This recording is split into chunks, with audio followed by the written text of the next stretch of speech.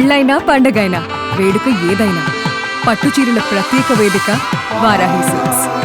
పశ్చిమాసియా ఇంకా ఉద్రిక్తంగానే ఉంది. అమెరికా ఇజ్రాయెల్కు మద్దతుగా వచ్చే ఏ దేశాలను కూడా వదిలిపెట్టబోమంటూ ఇరాన్ వార్నింగ్ ఇచ్చింది. ఇక ఖమేనీ మరణానికి ప్రతీకారం తీర్చుకుంటామంటూ హెచ్చరిక చేసింది. యుద్ధాన్ని ఆపే ప్రసక్తే లేదని ఇరాన్ అల్టిమేటం జారీ చేసింది.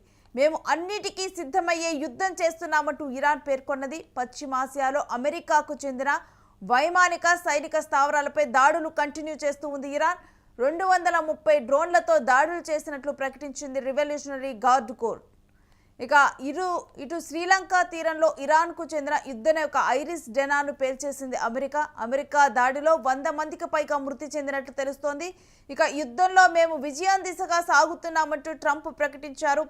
ఇక ఇరాన్ తాను వెనక్కి తగ్గనంటూ కూడా అన్నిటికీ సిద్ధమయ్యే అన్ని ఆలోచించే తాము యుద్ధానికి దిగామంటూ ఇరాన్ చెబుతూ ఉంటే, మరొకవైపు ట్రంప్ ఇప్పటికే కూడా ఇరాన్తో తమకి యుద్ధం అనేది బోర్ కొట్టదు అంటూ కూడా ట్రంప్ వ్యాఖ్యానించారు. ఇక దీంతో కూడా యుద్ధం ఏమాత్రం కూడా తగ్గే పరిస్థితి అయితే కనిపించడం లేదు.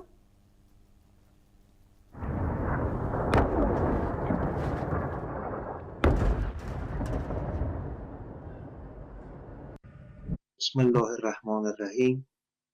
سلام بر ملت عزیز و مبارز ما. امروز رهبری این امت بزرگ را بر عهده میگیرم تا در راه شهیدانمان گام برداریم و امت خود را از بندگی آزاد کنیم.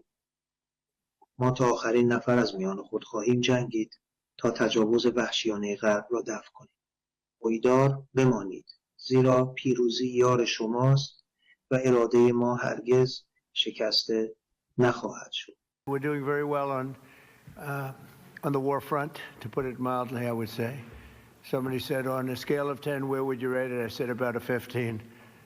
And we're going to continue to do well. We have the greatest military in the world by far.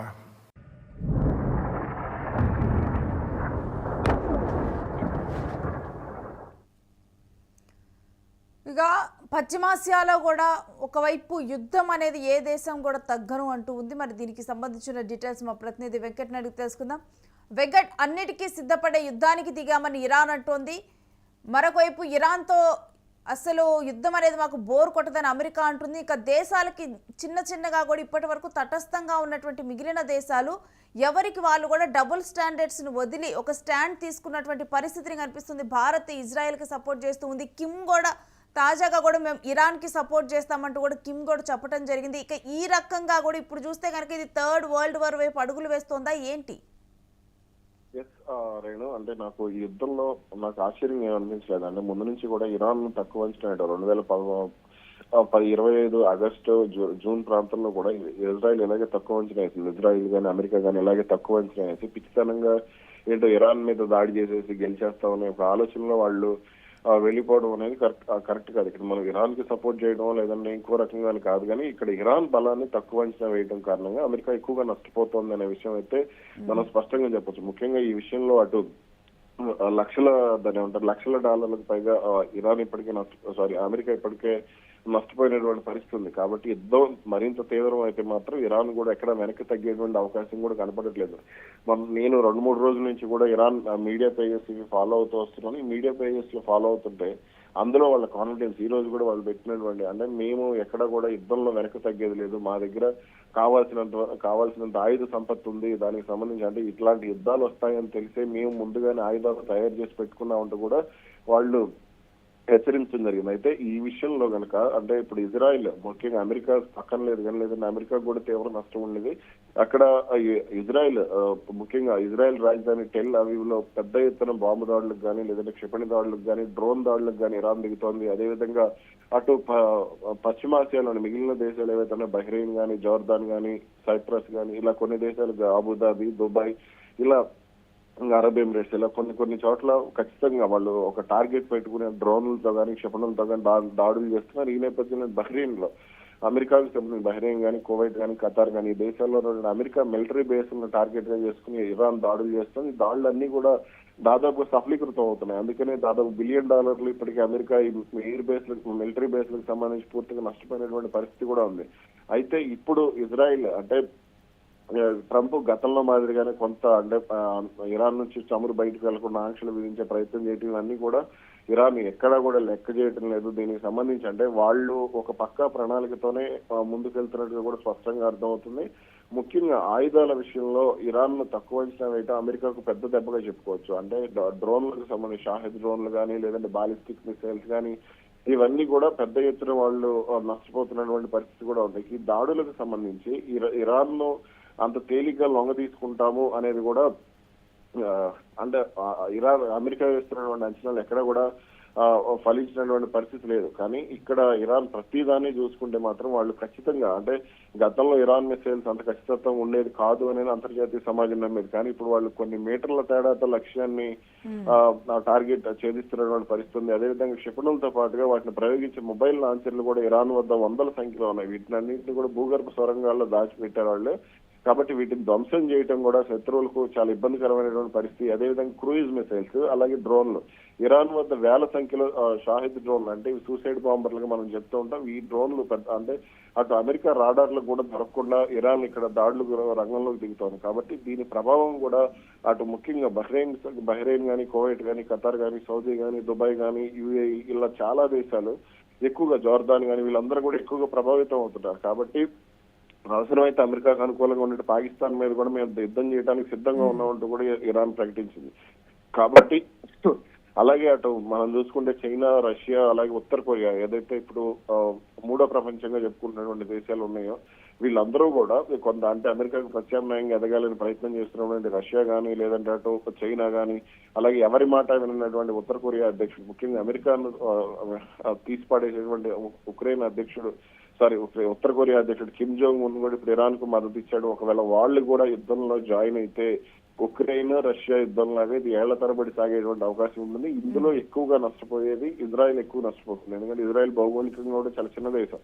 America మీద ఇరాన్ మీద దాడి చేయాలంటే ఇరాన్ భౌగోళికంగా కూడా చాలా కష్టంగా ఉన్నటువంటి ప్రాంతం. ముఖ్యంగా కొండ ప్రాంతాలు కానీ మైదాన ప్రాంతాల కంటే కూడా భౌగోళికంగా వాళ్ళకు చాలా అంటే క్లిష్టమైనటువంటి పరిస్థితులు ఉండేటువంటి పరిస్థితి ఉంటుంది. కాబట్టి ఇరాన్ ను తక్కువ అంచనా వేసేసి అంటే వాళ్ళ ఎయిర్ డిఫెన్స్ వ్యవస్థలు కానీ ఇవన్నీ కూడా కొంత చాలా బలంగానే ఉన్నాయి. వాళ్ళు సైలెంట్ గా తమ ఆయుధ సంపత్తిని పెంచుకున్నారు అనేది అయితే స్పష్టంగా చెప్పుకోవచ్చు. కాబట్టి యుద్ధాన్ని అంటే వైశాల్యం పరంగా చూసుకుని ఇరాన్ ప్రపంచంలో 17వ పెద్ద దేశం. కాబట్టి పర్వతాలు ఎడార్లు ఇలా చాలా వరకు కూడా ఆఫ్ఘనిస్తాన్ లేదా ఇరాక్ భూభాగాల కంటే కూడా ఇది చాలా క్లిష్టమైనటువంటి భూభాగం. కాబట్టి వీళ్ళ దగ్గర ఉన్నటువంటి క్షిపణులు కానీ అణు కేంద్రాలు ఇవన్నీ కూడా భూగర్భ సొరంగాల్లో దాచి ఉంచారు. మొన్న కూడా మనం చూసాం వాళ్ళు చేసినటువంటి ఏదైతే న్యూక్లియర్ టెస్ట్ ఉందో దానివల్ల 4.1 భూకంపం తీవ్రత్వ భూకంపం కూడా వచ్చిందని. కాబట్టి వీటన్నింటినీ కూడా అమెరికా కానీ ఇజ్రాయెల్ కానీ తక్కువ అంచనా వేసి రిజల్ట్ అందుకే ఇలాగ ఉంటుంది. వాళ్ళ కాన్ఫిడెన్స్ కూడా అలీ ఖమేనీ మరణించిన తర్వాత కూడా వాళ్ళ కాన్ఫిడెన్స్ ఎక్కడ తగ్గలేదు.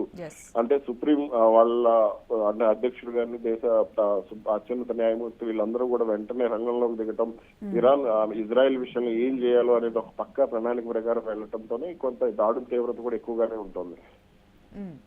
అయితే ఇప్పుడు మన అమెరికా ఇరాన్ మధ్య కనుక చూసుకుంటే కనుక ఇప్పుడు ఎవరి దగ్గర అత్యాధునిక టెక్నాలజీ ఉన్నట్లు లేకపోతే ఎవరి దగ్గర క్షిపణులు ఎక్కువగా ఉన్నట్లు చూడొచ్చు వెంకట్?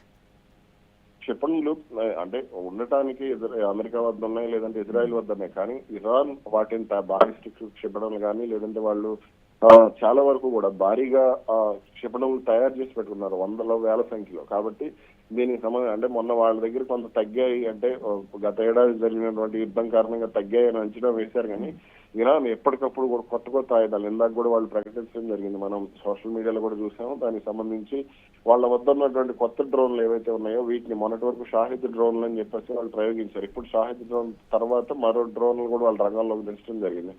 అదేవిధంగా ఇటు చిన్న లాంచర్లు కూడా వాళ్ళు ఎప్పటికప్పుడు ఇతర సరిహద్దు ప్రాంతాలకు మోహరించడం అదేవిధంగా నేవీకి సంబంధించి అమెరికా ఎంత నష్టం చేస్తున్నప్పటికీ కూడా కొంత వాళ్ళు ఏం చేయాలనే దానికి సంబంధించి ఒక ప్లానింగ్ ప్రకారం వెళ్ళడం ఇదంతా కూడా కొంత కలిసి వస్తుంది. తాజాగా కమికాజే అని చెప్పేసి డ్రోన్లను కూడా వాళ్ళు పరిచయం చేశారు. ఇద్దరు ఆహాష్ కమికాజే అని చెప్పేసి ఈ డ్రోన్ల ప్రభావం కూడా చాలా తీవ్రంగా అంటే సెకండ్ వాళ్ళకు ఉన్నటువంటి ఇప్పుడు ఫైబర్ తోను ప్లాస్టిక్ తో తయారు చేసినటువంటి షాహిద్ డ్రోన్లు నష్టం అంటే అవి భూమికి చాలా తక్కువ ఎత్తులో ఎగురుతూ లక్ష్యం చేస్తున్నాయి. ఇప్పుడు ఈ కొత్త డ్రోన్లు ఇప్పుడు ప్రపంచానికి అసలు ఇది ఉందని కూడా ఎవరికి తెలియదు. కానీ ఇప్పుడు వాళ్ళు వాటిని కూడా ప్రయోగిస్తున్నారు. కాబట్టి ఇక్కడ అమెరికా ఇజ్రాయెల్ కంటే కూడా ఇటువంటి అంటే ఎయిర్ అంటే బాంబింగ్ విషయంలో ఇరాన్ చాలా ముందుందనే చెప్పుకోవచ్చు. కాబట్టి అటు ఇరాన్ నష్టపోతుంది, అయినా సరే వాళ్ళు వెనక్కి తగ్గడం లేదు అని అంటే వాళ్ళ దగ్గర ఏదో కాన్ఫిడెన్స్ ఉంది. కాబట్టి దీన్ని తక్కువ అంచనా వేయకూడదు.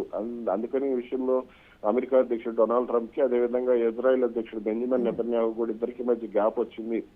అంటే మీరు అటు స్థానికంగా కూడా అక్కడ ఇప్పుడు కమలా హ్యారిస్ కూడా మాట్లాడుతూ అమెరికా ప్రజలు యుద్ధం వైపు అనవసరంగా మళ్లిస్తున్నారు, దీనివల్ల అమెరికా సుదీర్ఘకాలం పాటు నష్టపోయే అవకాశం ఉంటుంది, ఇప్పటికే ద్రవ్యోల్బణంతో అమెరికా ఇబ్బంది పడుతున్నప్పుడు మీరు ఎలా యుద్ధాన్ని ఇన్ని రోజుల పాటు కొనసాగించే ఆలోచన మీకు ఉంది అనేది కూడా కొంత ఆగ్రహం ఉంది. అయితే ఇక్కడ ఇజ్రాయెల్ అధ్యక్షుడు బెంజమిన్ నెతన్యాహు పట్టుబడితే ఎక్కడికైనా వెళ్ళారు, గాజా విషయంలో మనం చూసాం. కాబట్టి ఇక్కడికి వచ్చేసరికి అతను అంటే యుద్ధాన్ని ఎక్కువ రోజులు కొనసాగించకుండా ఒక 4-5 రోజులు అనే ఆలోచనతో ట్రంప్ రంగంలోకి దిగాడు, ఇరాన్ లొంగిపోతుందని. కానీ అది ఇజ్రాయెల్ నిఘా విభాగం మొసాద్ కూడా వాళ్ళకి సరైన సమాచారం ఇవ్వలేదు అనే కామెంట్ కూడా వినపడింది. కాబట్టి ఈ విషయంలో ట్రంప్ కూడా కొంత ఆగ్రహంగా వ్యక్తం చేస్తున్నాడు. ముఖ్యంగా జలసంధి, హార్మోజ్ జలసంధి ప్రపంచంలో దాదాపు 20-30% చమురు నిల్వలను రవాణా చేసేటువంటి హార్మోజ్ జలసంధి అది కూడా మూసేసింది. దీనివల్ల అమెరికా మీద తీవ్ర ప్రభావం పడేటువంటి అవకాశం ఉంది. అలాగే ఈ విషయంలో దక్షిణాసియా దేశాలు ఎక్కువగా నష్టపోయేటువంటి అవకాశాలు కూడా ఉన్నాయి. కాబట్టి ఇక్కడ ఏ విధంగా చూసుకున్నా సరే అమెరికాకు నష్టం వాటిల్లేటువంటి అవకాశాలు ఉన్నాయి. ఆయుధ సంపత్తి కంటే కూడా ఇరాన్ చేస్తున్నటువంటి దాడులు, ఇప్పుడు గల్ఫ్ దేశాల మీద చేస్తున్నటువంటి దాడులు ఏవైతే ఉన్నాయో ఆ దాడులను తట్టుకుని వాళ్ళు నిలబడాలి. అసలు ఇరాన్ యుద్ధ వ్యూహం ఏంటో కూడా అర్థం కానిటువంటి పరిస్థితి. వాళ్ళు ఇప్పటికే అపార్ట్మెంట్లు, హై రైజ్ అపార్ట్మెంట్లు కానీ రెసిడెన్షియల్ ఏరియాలు కానీ వీటన్నింటినీ కూడా టార్గెట్ చేస్తూ వచ్చారు. కాబట్టి ఇక్కడ ఇరాన్ ను తక్కువ అంచనా వేసి వాళ్ళ రంగంలోకి దిగటం, వాళ్ళ ఆయుధ సంపత్తిని తక్కువ అంచనా వేసి దాడులు చేయాలనుకోవడం అనేది ముఖ్యంగా అమెరికాకు తీవ్ర నష్టం, $1,00,000 నష్టం. దాదాపు ఇప్పటికే అమెరికా 17 లక్షల కోట్ల వరకు నష్టపోయినటువంటి అంచనా కూడా వేస్తున్నారు.